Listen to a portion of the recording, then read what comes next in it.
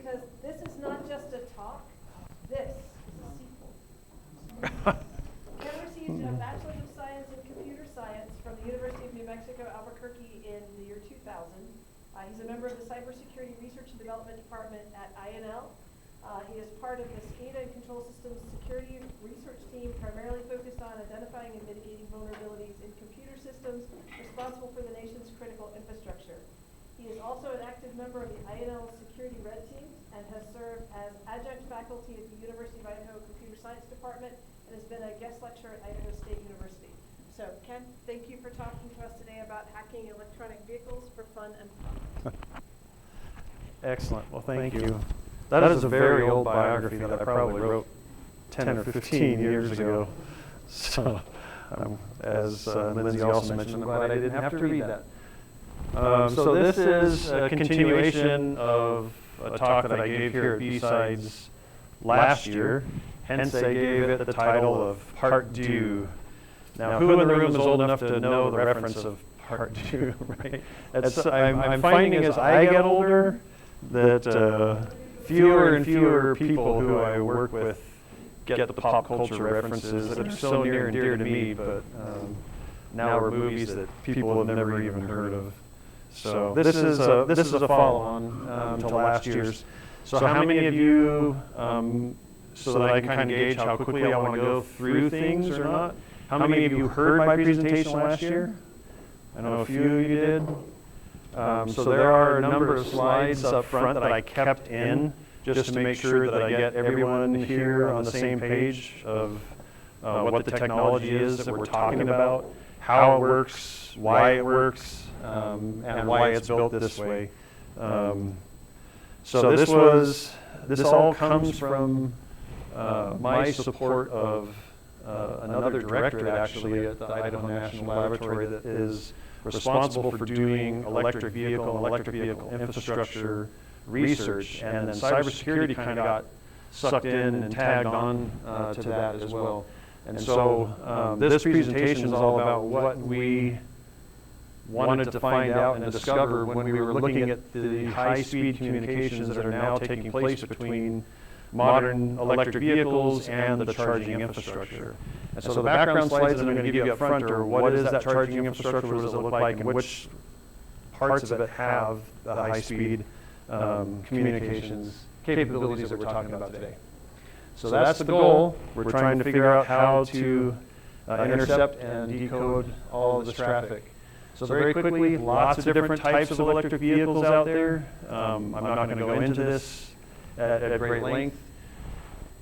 Overall, I'll summarize it by saying any of the modern electric vehicles, whether they are hybrid or not, whether they have still an internal combustion engine unit as part of it, or if they're just pure battery, the ones that we're talking about are the ones that plug in to a charger, and not just plug into any charger, as we'll talk about shortly, but plug into any of the high power charging equipment. So it could fall into any one of those categories. Here's a couple pictures and quick description of some of the charging types that we're seeing. It's still, the world is starting to settle finally on a standard, but there's still a lot of terminology out there, a lot of different connector types out there.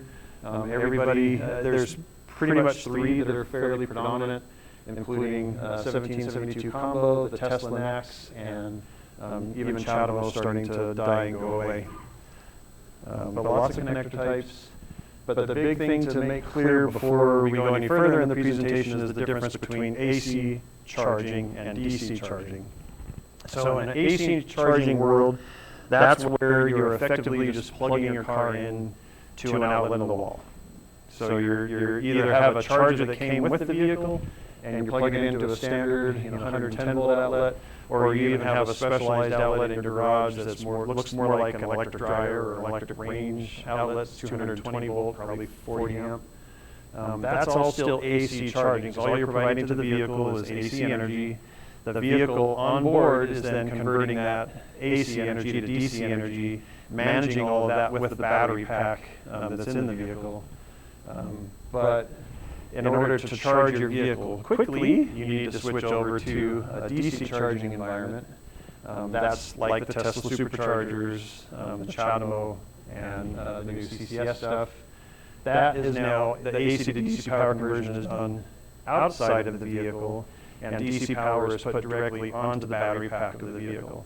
Now, since we are putting energy directly onto the battery, everybody knows about lithium batteries can do bad things, right? So putting the right voltage and the right current level applied to a large battery pack that's in an electric vehicle, that's an important thing to do. And since the AC to DC power conversion is being done now inside of a cabinet that's outside of the vehicle, that's where the need for this high speed and very robust communications is. That's the reason for it. So that's what we're talking about today is DC charging. There's all kinds of DC charging technology out there. I think we purchased our first DC charger probably 10 or 12 years ago. It's still in the lab today because it's still very applicable. It charges at about 50 kilowatts, which is a lot of energy for those of you that have bothered to learn what that means. What is a kilowatt? What is 1.21 gigawatts, right? So a lot of terminology that may or may not be familiar to you, but DC charging has been around for quite some time, but today's stuff, and so some of these numbers are actually off by a little bit. Today's technology, this is not a picture of Walmart, but this looks just like Walmart if you've been to the Idaho Falls Walmart. That is an Electrify America charging area, and each one of these, so terminology-wise, this is a charging pedestal, is what we would call it. Has two separate cord sets in it. Usually you can only use one of the two cord sets, not both at the same time. It depends on the charge pedestal. And then there's that gray fence that's behind it, and that's because all of the power electronics for converting the AC to DC are hidden behind, safely behind that wall. So all of that is happening, and this is how and why it talks. So I'm only going to briefly mention there is a new standard that was just ratified this last year. It's called ISO 15108-20. That is the latest and greatest protocol standard for communications between high-power charging and electric vehicles. The only reason I kept this slide in here to bring it up is because this includes all kinds of neat new features for communicating all the way back to the utility, also including talking to whomever your subscription provider is. So if you're an Electrify America subscriber or a ChargePoint subscriber or whomever, you can actually keep all of that information essentially in the vehicle as part of the vehicle information to support this notion called what's generically called plug and charge. So I just plug my vehicle in, and the vehicle authenticates itself. I don't have to scan an RFID tag or scan in my credit card. But that functionality is important to note when we talk about some of the stuff that we found. All right. So this is what the communications looks like. There is one pin out of the many pins on the connector that is called a control pilot pin. That's the connector standard, is SAE standard 1772. That communications is a 1 kilohertz, this is a mouthful, 1 kilohertz PWM between plus and minus 12 volts. And so that's a generic graph on the top right, where state is represented by the high voltage value of the PWM, and then the charge rate of the charging station is represented by the duty cycle. So how wide is that square wave? Represents the capacity of the charging station. But what we're talking about again is DC charging. So DC charging is represented by a 5% duty cycle, and so that peak to peak is actually really pretty narrow. And that signals to the vehicle that the connected equipment wants to talk TCP/IP, ultimately is what it's saying. So I would say TCP/IP, where does that happen? So this is the standard CCS Type 1 connector. You can see it with all the pinouts are labeled, but you only really have 3 energy pins, really is it, for AC power, line 1, line 2, and earth ground. And then you have 2 DC pins for carrying current directly to the battery. but then there's just a proximity pin, or what's control status pin, and then there's the control pilot pin. So where in the world are they dropping all the TCP/IP? Whoever saw this last year, where's the TCP/IP hiding? Remember? Close. You would think it would be on the power lanes. It's just on the single one-wire control pilot line. So they're embedding TCP/IP on top of one single wire. How does that work? It works very similar to consumer-grade devices like these little Netgear wired network expanders. Anybody played with these in your house? A few of you have? Because you're like, I can't do my gaming over Wi-Fi any longer. I need to have a wired connection. And these actually work incredibly well. You can get, I think, 300 to 400 megabits off of these little adapters. And it's basically the exact same technology that we're now using in the car and the charging station. So just like embedding TCP/IP Ethernet networking on top of the power lines in your home, we're now embedding it on top of the one single wire that's in the cord set talking to the car. So this is what it looks like. This is actually from one of our oscilloscopes in the lab. So there's the PWM that's only 5% wide. You can see it's running at almost exactly a kilohertz. It's at plus 12-ish and minus 12. And this stuff here that looks like noise is actually the TCP/IP communications that are embedded on top of that. So the radios on either side, the radio in the car, the radio in the charger, actually see that and know that it's not noise and interpret that correctly as network. This I just threw in there because it's good to know you can buy commercial grade devices that can actually read this. One of the fun things that we found out was that these devices, even though we bought them specifically for monitoring charge cable communications to the vehicle, this actually picks up on those same Netgear devices. So if I take this guy home, I can actually see the networking that's going on between a couple of my Netgear devices, which is really cool. So they're not really secure. That's what it boils down to. Short answer. I'm going to walk you through a real quick example.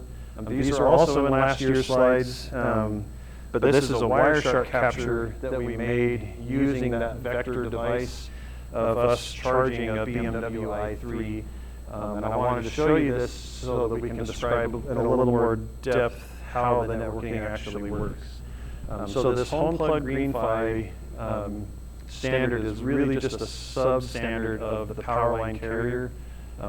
Larger standard, and there's a lot of interesting trickery that they do there to try to kind of isolate the network, and there's some well-documented, publicly known problems with that out there. So you think your communications are secure, but they really may not be. So I'm going to walk you through kind of what we captured in Wireshark and point out some of this stuff. Except it's going to be impossible to read. So the packets that I've highlighted here are what happens right at first as soon as the vehicle is plugged in to the charging station. The first thing that happens is a Slack negotiation between the charger and the car. This is done similar to like if I had 4 of those Netgear devices in my house. How do you identify one of those Netgears from another Netgear? That's all done using this network coordination called Slack. Each box then, and the 10 packets or so that are in between the top highlighted packets and the next group of highlighted packets, those are called sound attenuation packets. So that's where one device is then sending 10 very quick sound messages so that you can try to determine who is the closest person that's responding to me. They use that signal strength in order to define, because it's like if you were at that Electrify America charging station where there's 10 of them in a row, how does my car know that it's talking to the one that it's actually in front of and plugged into versus talking to one that's 2 or 3 of them down? And they do that using these sounding packets. The primary vulnerability that's actually here is, if you notice, this is all happening in layer 2. Those of you that understand networking, this is all layer 2 protocol stuff that's going on. After the radios agree that they're talking to the right side of each other, then they do this key exchange so that this layer 2 network that we're going to set up and establish is quote unquote secure.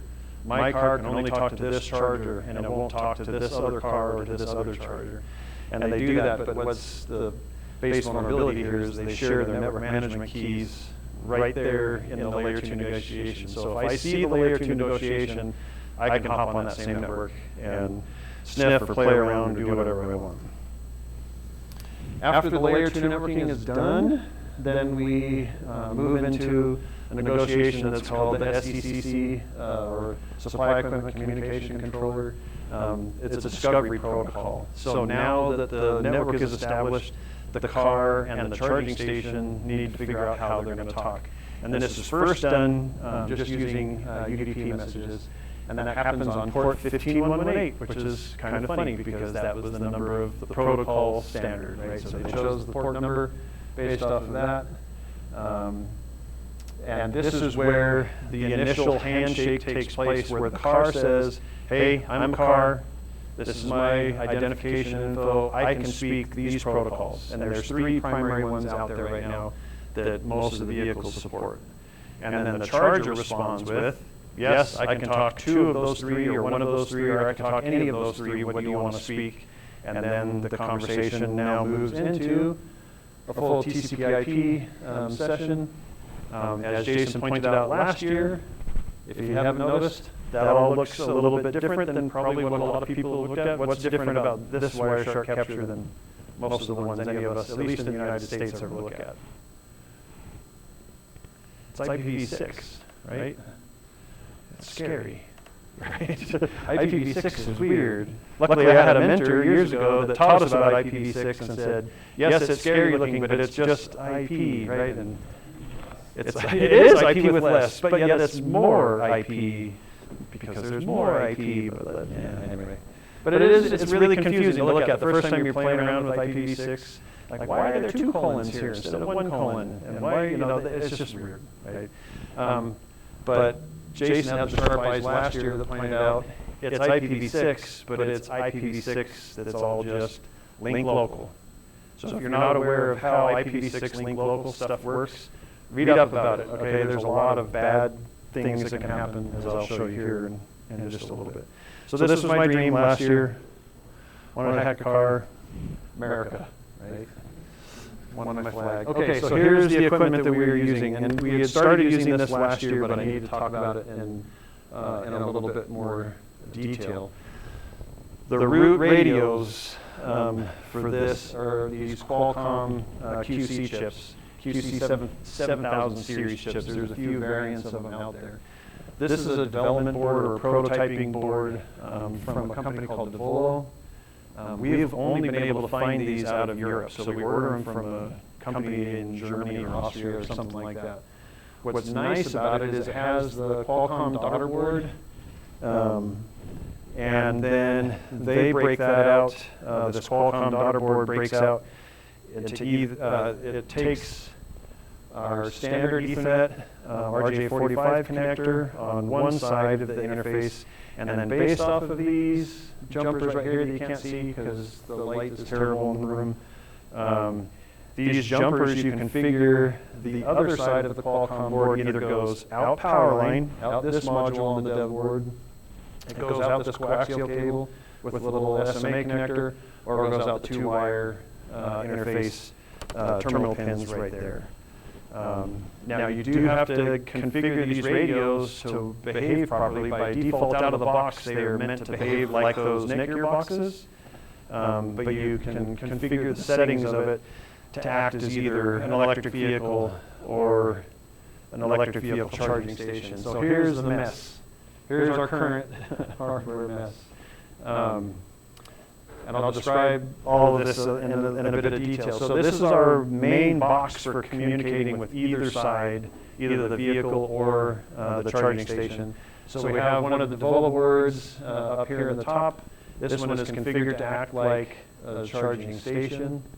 Another Devolo board here for acting like a car.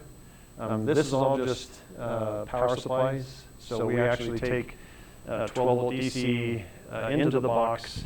We needed 2 separate 12-volt isolation points. So these are both just 12 to 12, but with isolated ground. And then that's a 12 to 5 volt.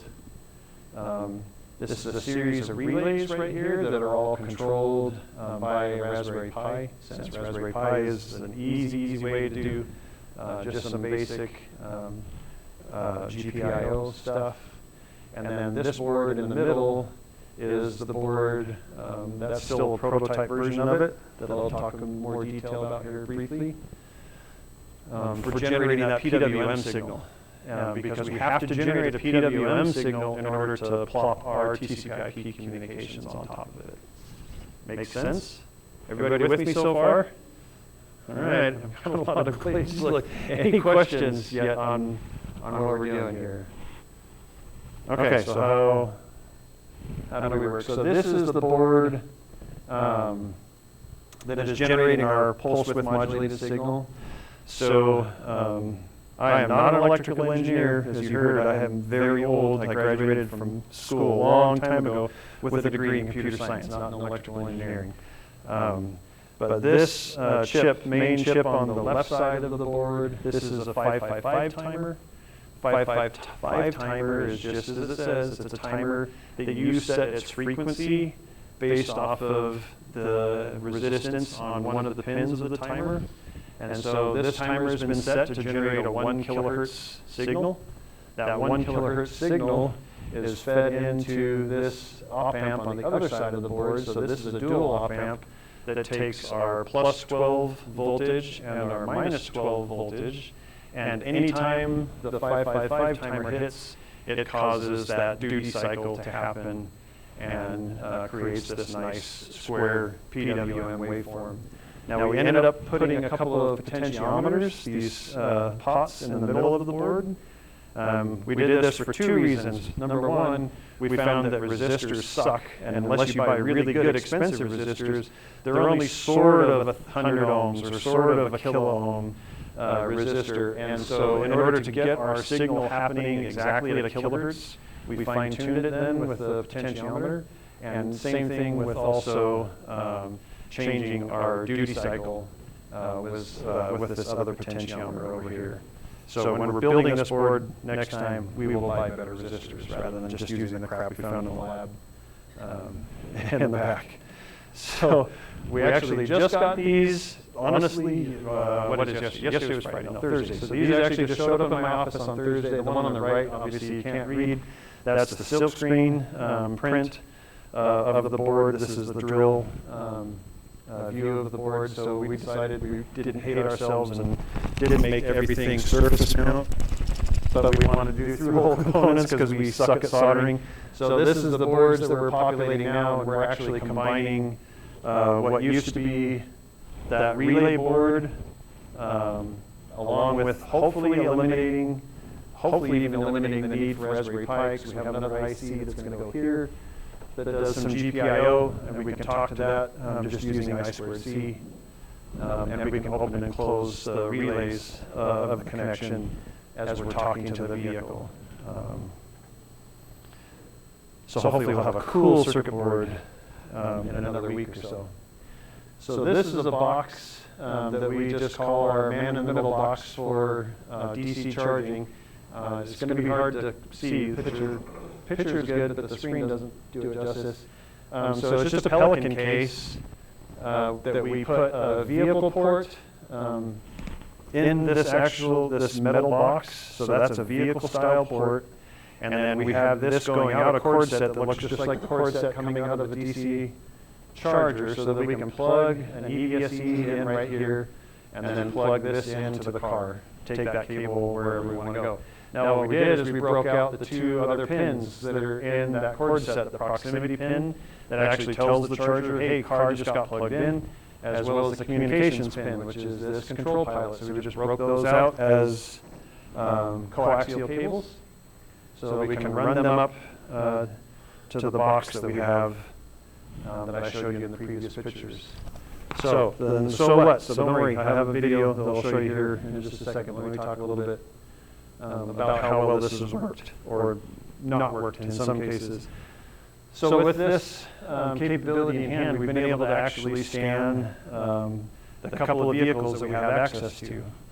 This has been fun and interesting because we can get the vehicle up into a state where it thinks we as the charger are just pending its authorization. We're like, hey, we're trying to check on your credit card or whatever you scan for payment, and it will keep the network up fairly lengthy period of time. The card gives up still after about 10 minutes, and it changes a little bit from vehicle to vehicle. But so long as we're nice and we try port scanning the vehicle slowly, then it allows us to do it, which is interesting. Now, unfortunately, there hasn't been a whole lot to find that I'll talk about here briefly. Those of you that work at INL, this is the momentary pause. I got to give credit to the guy who actually did the work, right? So this is Jake Guidry. He was our intern that we hired last year. He's the one that presentation that I showed here at B-Sides last year. We gave him that presentation, we gave him the hardware, and we said, this is our dream, this is what we want to do. Now, go off and see if you can make it happen. So kudos to Jake. And the reason we made this public was to keep Sandia from stealing our crap. So there you go. We're going to try to get this out ahead of Sandia. But Jake did a great job, so kudos to Jake. Was there a question? Sandy would never do that. Never, ever. Back to scanning the vehicle. So this is actually the two images in the middle of the screen, middle of the slide. So this is an overview of the communications layout of the 2021 Ford Mach-E electric vehicle that we have in the lab. What it shows is this big device that they call a security gateway or a central gateway. They're showing that this central gateway is the main location where everybody talks Ethernet or CAN bus. I took the Ethernet slide since it's applicable here. But then this block diagram is showing specifically how our Ford Mach-E talks to the charging equipment. And what they are marking is the chargers. What is this green box right here, EVSE, and it talks to these three modules, one of which is actually in the battery pack of the vehicle itself. But it's essentially a direct connection from the EVSE to those modules. And then all that connectivity happens elsewhere, up and including the security gateway. But most of it seems to be done over CAN bus. So here was the limitation. First of all, car gets mad when you scan it. So we had to be kind of tricky in how we ran our scans. We had to actually, you can't just use Nmap, so we had to write our own scanner in Python so that we could keep track of what were the last few ports that were successfully scanned that we got some kind of a result for, save that so that when the network end got torn down, hence the reason we have the relays on that circuit board, we can then open the contactors, which the car then sees the cord being removed and then plugged back in. The network comes back up alive and we continue our port scan from where we last left off. Very, very slow. So it takes about an hour or two just to scan the basic, 1,000 common ports that like Nmap would typically scan. The interesting results, however, that have come from this, so like the Mach-E, none of the TCP ports are open, and they all actually are sending back. I think I talked about it. Did I not add it to the slide? I did not. All right, let me go back. I thought I had it on the slide. I must have. Oh, right there. What is the difference between receiving a TCP reset versus an ICMP destination unreachable packet? Come on, you're the networking god. You're supposed to tell us all. What's the difference? When would you usually see one versus the other? Right, okay, so a firewall or a router with like strict ACLs or whatever the case might be, right? And so either we're talking directly to a host and it just sends us a reset, or it sends us nothing, or if we get this ICMP destination unreachable, port unreachable kind of message, that was interesting because we're like, wait a minute, so this was trying to route somewhere on the car. Anyway, there's lots of good stuff that we're wanting to get to. Unfortunately, the automakers, the OEMs that are building these cars have done their homework. And so not only this automotive Ethernet stuff is a whole other talk on its own, but they're using VLANs, they're using all kinds of filtering. So scanning the car has been very slow and painful and has not resulted in a whole lot. But it's still possible, right? So cool. But this is where I wanted to spend more of the time. So now if we pretend instead to be the car and plug into the charging station, what sort of stuff can we find? So similar approach, we connect to the charging station and we keep the charging station talking to us by constantly sending these current demand request messages or contact authentication request messages, which if you read the specification, you'll know what these all mean. But it essentially means, yeah, I've got that information, hold on a second. Yeah, I've got that information, hold on a second. And the charging station will keep talking to us indefinitely, where the car will tear up or tear down its network after a few minutes. The charging station will keep its connection to us active for a very, very long time. So with that, it's been very much more traditional style of network discovery kinds of techniques that are going on. The Wireshark capture here that's on the left, this is showing there's that IPv6 communications going on. But you'll notice there's this funny ARP packet right here in the middle highlighted. Does IPv6 use ARP, Jason? It does not use ARP. So why in the world is there an ARP packet in the middle of all this IPv6 stuff? They might be. and so what I did was actually you can filter, if we talk to the charging station for a while, and then I just filter for ARP packets, what we found was there's a whole lot of weird IPv4 stuff still going on the charging equipment, where it's trying to reach out and look for other IPv4 addresses. So that's good to note up front. So let me give you a block diagram of what this charging station looks like briefly. So this particular charging station has two different cord sets on it. One is the CCS cord set, and the other is a Chano cord set. The only reason that's important to note is they have their own separate communication controllers, so their own circuit boards that are dedicated for the communications with the different vehicles. And then there's one main board in the middle of this block diagram that is used kind of as HMI or local server, but it's effectively the default route out to the internet. And so marked that these are kind of private Ethernet connections. This is the home plug connection out to the car. This is a CAN bus connection out to that car. And then they do have some semblance of a firewall, either going out the cellular modem to get to the internet, or out to a local wired network where we use it for doing power management stuff like a utility company would do to manage these high-power charging stations. So that's the architecture. I'll show you the video in just a second. But here's a picture of us, maybe at Walmart, maybe not at Walmart. I can neither confirm or deny I was at Walmart. And this might be the back of somebody's truck who's sitting in the room with me. But we put our man-in-the-middle box here. This is the charging station plugged in. You can see the two coaxial cables going down here to our man-in-the-middle box. We're able to talk to that charging station without even authenticating and get the network session up and running. This screen was fun to include. This is a different charging station, but I wish you could read it. But it says, hey, your program is about to run out of memory. Please restart it if you haven't. And the program's name is EVSE_Windows. EVSE_Windows. We know without much effort that box is a Windows box.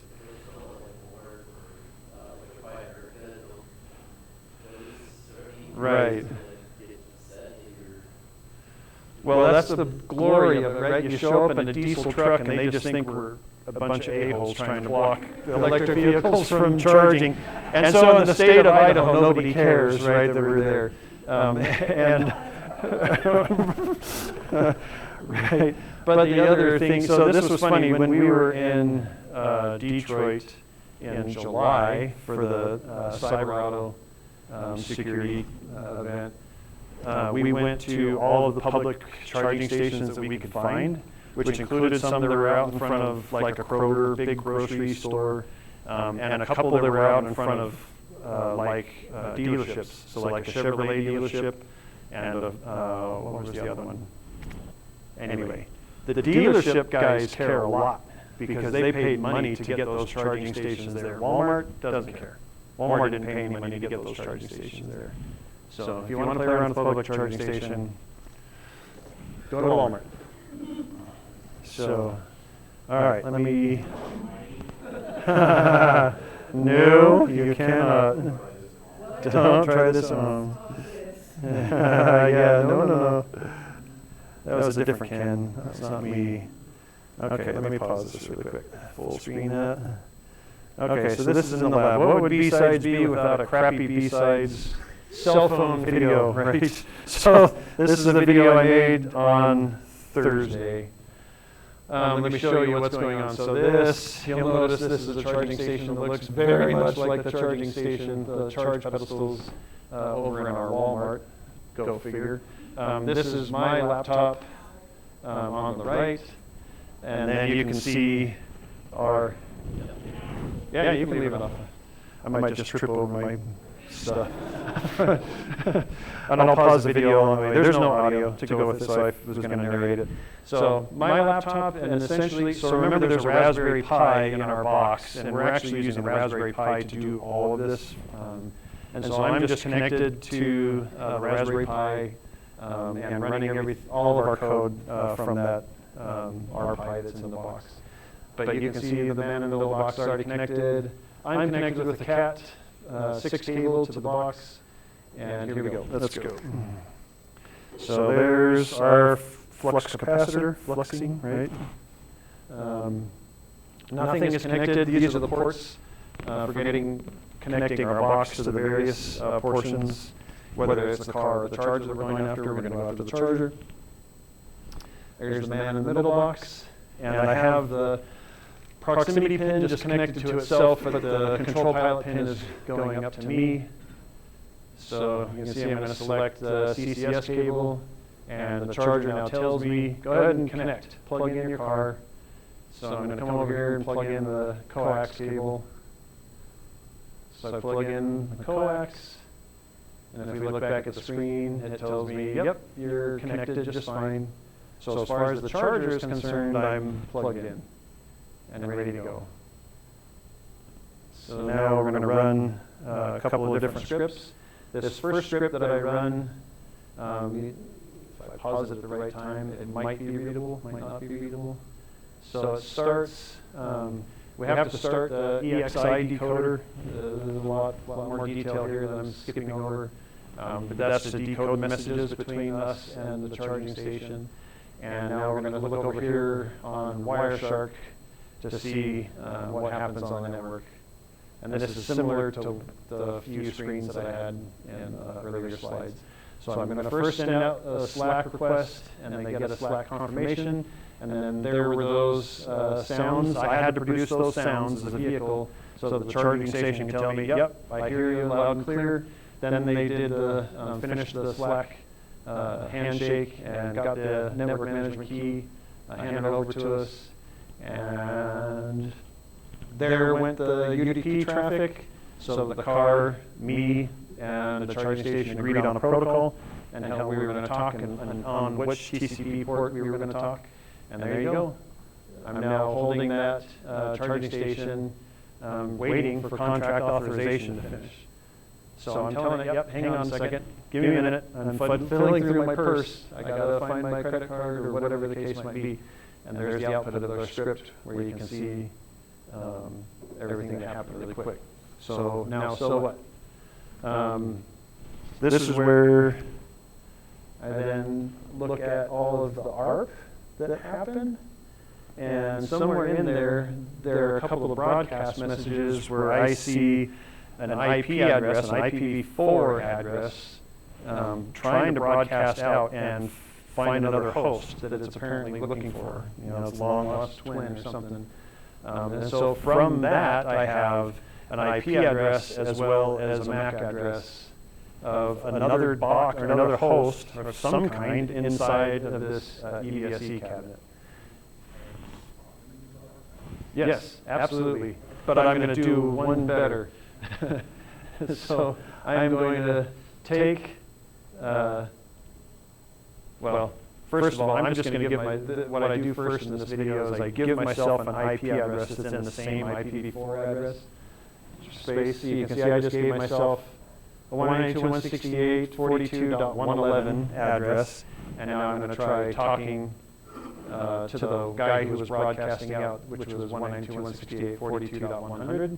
And look at that, 42.100 responds to me just fine. So if it responds to me, how about I try to nmap scan them? Right? So I just look for a few particular ports, some of which I know are open, some of which I know are not. And if you look closely there, SSH is open. HTTP, HTTPS are filtered, and 8080, the alternate HTTP port, is closed. And so let me see if it'll actually talk. So I just try to SSH to it. And look at that, I get an SSH login prompt, which I stop there, so I don't have its credentials. Fine, whatever. But at least you can see I can talk to it.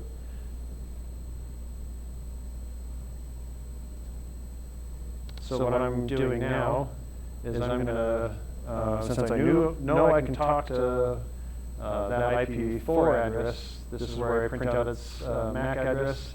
I steal it there. And those of you that are not familiar with IPv6, guess what? You can construct an IPv6 link local address from its MAC address. It's a known standard. And if the host is using link local and not anonymizing their MAC, then here you go. Go to any handy-dandy website, generate an IPv6 address, and so now let me nmap scan that device using IPv6 rather than using IPv4, and let's see what results we get instead.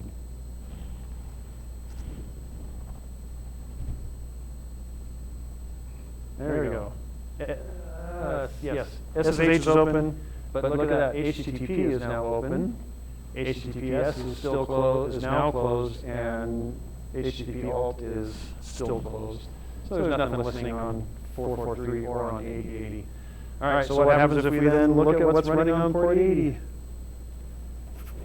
For those of you that can read HTML in your sleep, you'll get the page curled right here.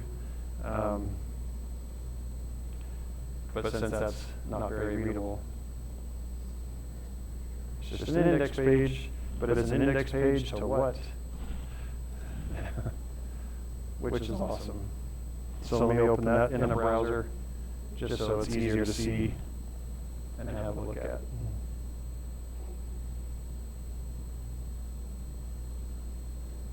There we go. To those of you that set up web servers, what does that look like? Non-configured HTTP. Yeah, it looks like fails. Exactly what it looks like. But this is the fun bit right here. This is, oh, my mouse, it's hiding my mouse. Oh, there you go. Marathon, update, package, ARM, XL, blah, blah, blah, .us. Nothing to see here, right? Nothing to see here. But yeah, that's it. So that, what's the takeaway, right? What's the key takeaway of all of this? Let's see, where was my video? Page, video.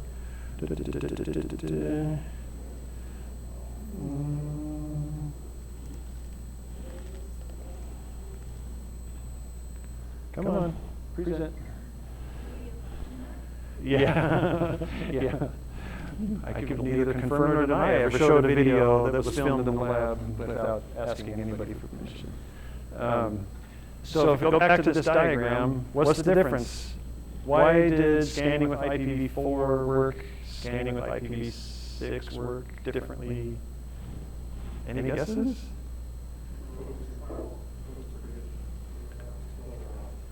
Right, right. So yeah, so we knew they were firewalling here and here, and it turns out they are firewalling there as well, but they're only firewalling IPv4 stuff. They're not firewalling IPv6 stuff.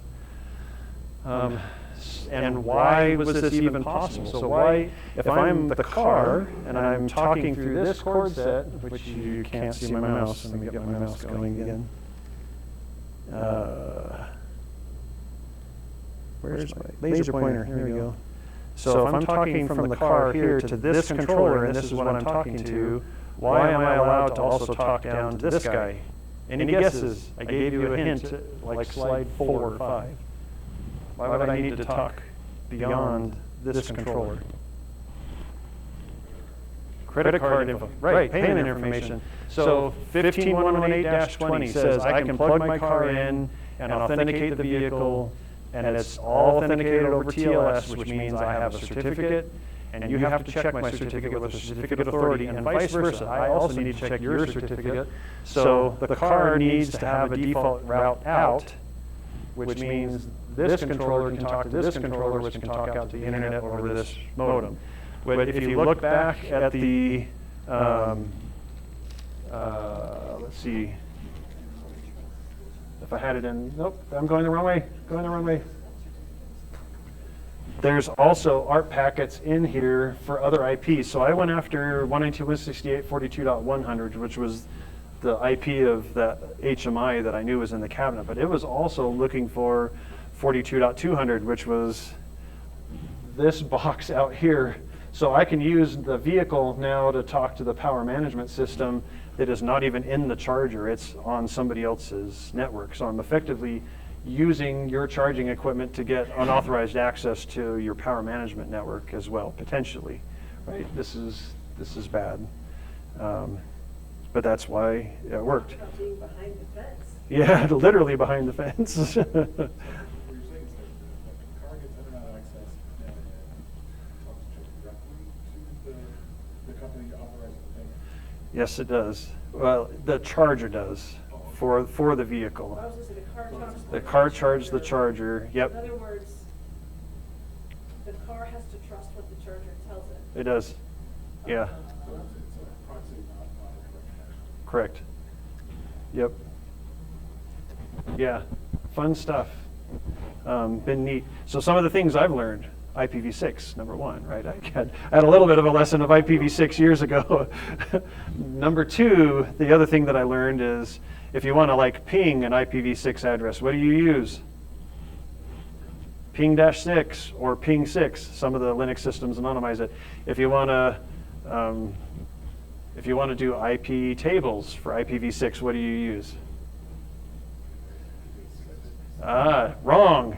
What's funny, this is where Linux screwed me up. So I would think you would, if it's ping6 and what are some of the other Linux, anyway, but everything was like this command 6, and this command 6 was the IPv6 version of it. There is no IP table 6. In fact, if you type, it's IP6 tables, right? The bastards. Why would you call it IP6 tables? It made no sense, but that's why nobody uses it, right? So all of you guys that are configuring your Linux hosts with IP tables, you're like, yeah, you can't talk to my box at all. Better make sure you're not configuring your interface or letting your interface automatically be configured for IPv6 link local.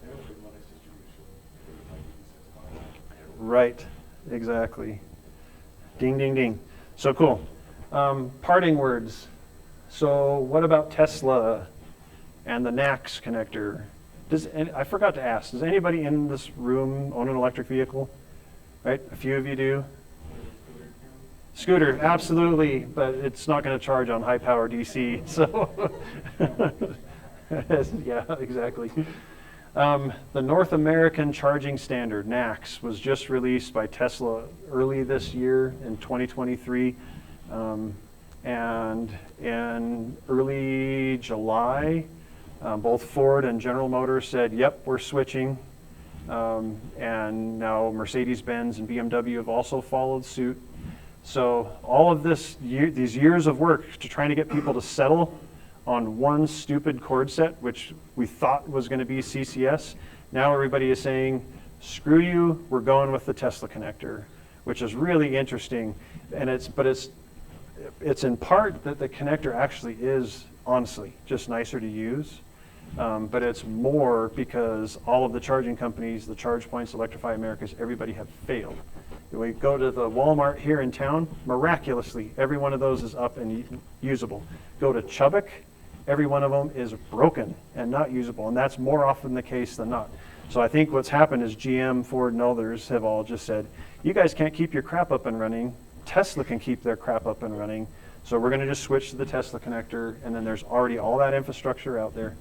But guess what? It just uses this IC61851 power line communications, which is exactly the same protocol that's in CCS. So that's the answer. It's basically the same thing. So we are waiting, hoping to get our next charging station in with the Tesla connector set so that we can play around and prove whether or not this is still applicable. Talk for next year. Actually, no. So this is my last party month. So this is what remains. We're documenting the crap out of this. So all of this work, this came from standards that are kind of published, taking apart the charging stations and looking what the heck they're using inside. There are no publications of like, this is how you build this stuff, right? There's just a few standards here and there. There's a little bit of work that's been done by previous cyber researchers where they created some of the SCAPI libraries that we're using that actually handle those vehicle-specific packets, the SECC Discovery Protocol and others. So some of those layer 2, layer 3 packets we stole from another open source project, which was great. But nobody has ever put all of this together. And so I hope that this was good and sort of novel work. And so our purpose, and I just talked last week with the INL Tech Deployment Office of saying like, nope, we want to just open source this crap. There's nothing novel. We just went to the work of putting this all together. We're not trying to sell a product. We don't want to license this crap. We just want to give it out to the community and let them fix their stuff because that's what they need to do. So next year, so there's my credits, but next year, I hope I'll be able to present on a related but different topic, which is two-way power transfer. So if you think it could get worse, guess what? It can. Now we're going to use these same protocols to take your electric vehicle and either be a grid resource, meaning if you plug into a charger that's owned by the utility is going to say, I'm going to discharge your vehicle right now instead of charge your vehicle because we're at a really, really high peak load and we need you to help provide some additional energy. Or you can buy like a Ford F-150 Lightning and about $3,000 worth of additional charging equipment in your garage and it'll power your home. $3,000 is less than most generators that you guys buy. I know you guys buy generators because you're all scared wacko Idaho people and you're powering your home when the power goes out, right? Well, now you could have your truck power your home for $3,000 extra after you buy the $100,000 truck. But but that's the whole thing. They're using these same ISO protocols for communicating with the vehicle, but now they're saying, hey car, connect your contactors so I can suck voltage and energy off of the car. So I'm hoping that next year we'll have some new interesting badness. I know Sean wants to use the electric vehicle as an arc welder. So that's our hopes, is to be able to get good high voltage, clean DC power out of the vehicle and arc weld some stuff in the lab. That'll be fun.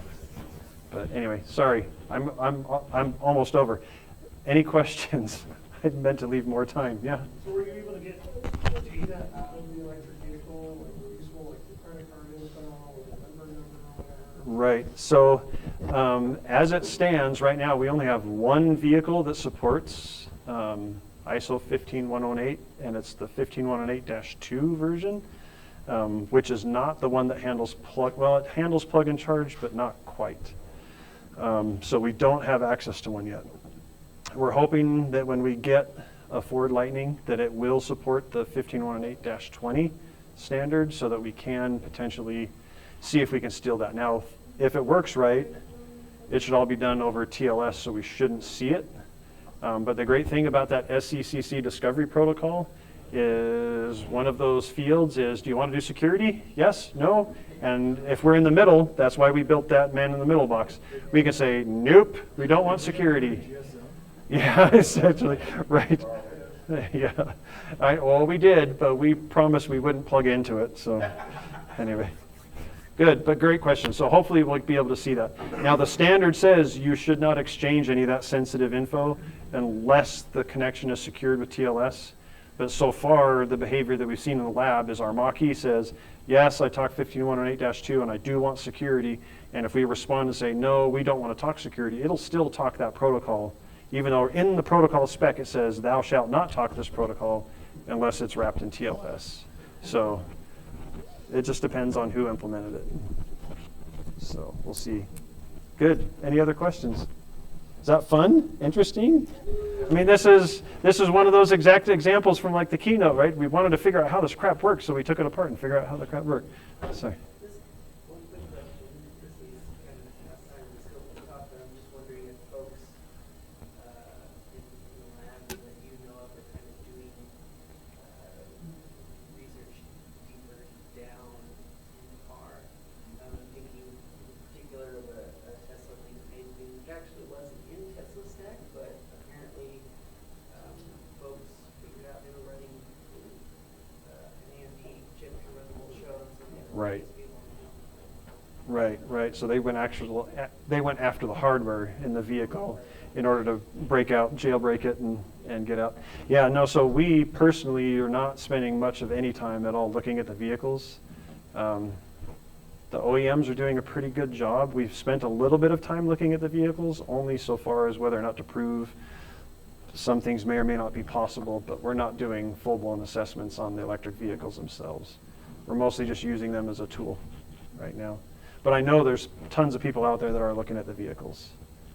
And there's plenty there to look at, I'm sure. Good. All right, well, thank you. I'm over time, so I better quit. But come find me if you want to have any questions.